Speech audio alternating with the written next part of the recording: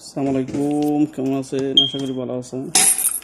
এই তালাগুলি যারা লাগাইবেন স্টিলেরটা লাগানোর চেষ্টা করবেন, ঠিক আছে? আমাদের দেশে তো বৃষ্টি বদল বেশি, আবহাওয়া হলে ভিজে আমাকে, ঠিক আছে?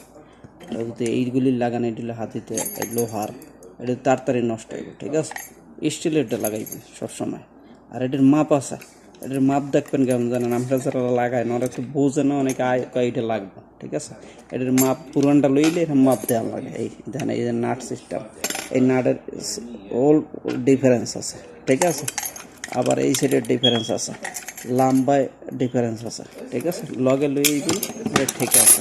আবার মাপ দেখা লাগে এইভাবে, এই ধান স্ক্রুড্রাইভার দিয়ে এই এখানে দিকে আবার এখানে দেখা লাগে।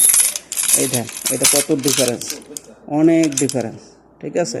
এটা কিন্তু লাগে না, বুঝছি, বুঝতে পারছেন? এরপর অনেক ডিফারেন্স দেখছেন, প্রায় 2 সেন্টি। এটা লাগে, এটা আলাদা, ঠিক আছে? এটা আলাদা, ওকে? এই হিসাব করিয়া আইয়ে নেবেন, ঠিক আছে?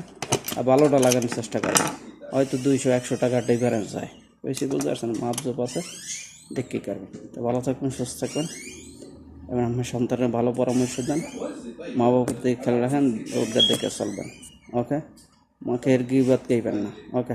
আসসালামু আলাইকুম।